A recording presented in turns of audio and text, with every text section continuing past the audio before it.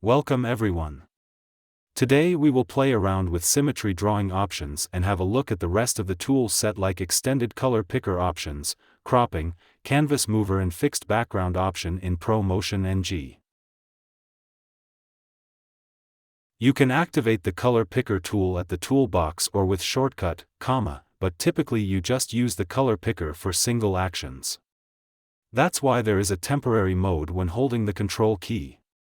When you hold the key, then the tool is active, but it will return to the previous tool when you release the key again. When the color picker tool is active, then you can click on a pixel to select its color as primary drawing color.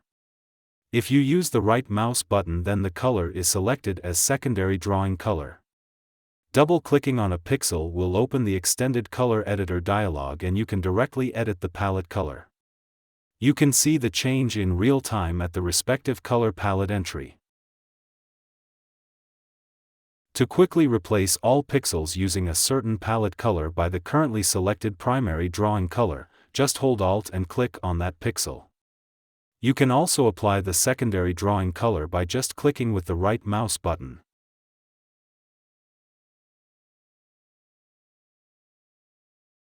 Holding the Shift key will select the colors you click on in the color palette window.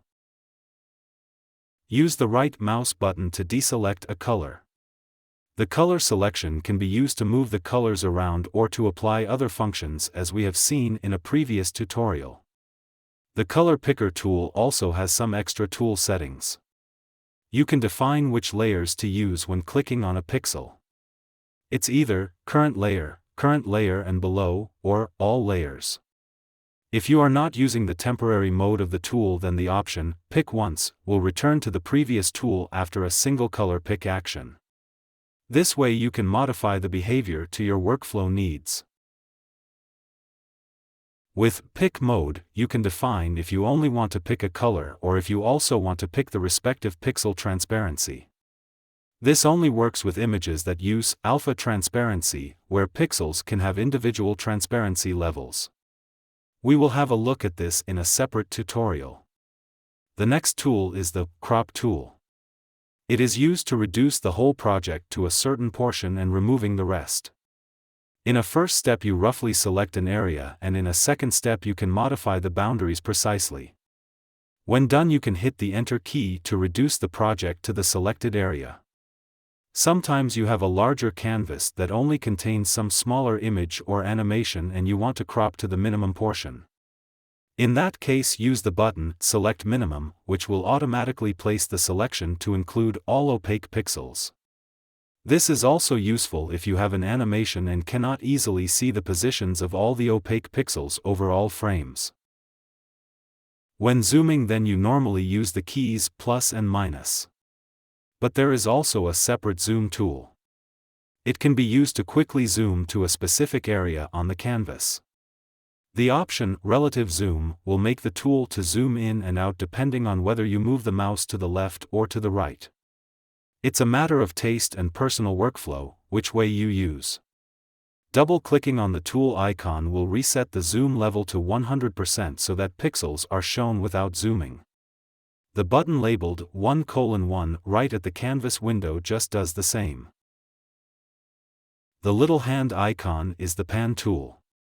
It allows you to move the canvas around quickly. There is also the shortcut N, which will center the canvas on the pixel where your mouse currently is. Now we are coming to an interesting feature, the symmetry drawing. If this option is enabled, then all your drawing actions will be replayed in a mirrored way along a mirror axis or around a symmetry center point. The symmetry mode has an extra settings tab. To place the symmetry center, we just use the Place button and click on the pixel that is supposed to be the symmetry center. Let's quickly have a look at the different symmetry modes. X mirror creates a horizontal symmetry along a vertical mirror axis. In contrast, Y mirror uses a vertical symmetry along a horizontal mirror axis. X/Y mirror combines these two modes. Multi-dot cycle and multi-dot mirror allow you to define even more dots to be placed in a rotated symmetry, depending on the number of dots you define. With these modes you can create very complex and symmetric objects. Going back to explore all the other symmetry settings. Besides placing the symmetry center on the canvas, you can also define coordinates directly. Use .5 values to place the center in the middle of a pixel instead of its side. You can hide the symmetry axis display with the option Show Axis. I use this tool for a million of things. A lot of the objects naturally have a symmetry, for example a trash can that I had to draw here at the wall. You can use every drawing tool like lines, filed and hollow shapes along with the symmetry option. The next element in the toolbox is another option. It's called Fix Background. When you enable it, then the contents of the current layer are copied to some separate memory. You can then draw normally on the layer, but when you erase pixels, then the pixels from the separate copy are restored. For example, I use the Oscar layer. If you draw and then erase, the pixels become transparent. When I enable Fix Background, then the current image state is saved internally. I draw something and when I erase again, then the original image is restored. The last option is Anti-aliasing. When drawing, then the pixels are just placed as they are, without any smoothing. That's typical for pixel art. But sometimes you want smoother strokes, and then you can use this option.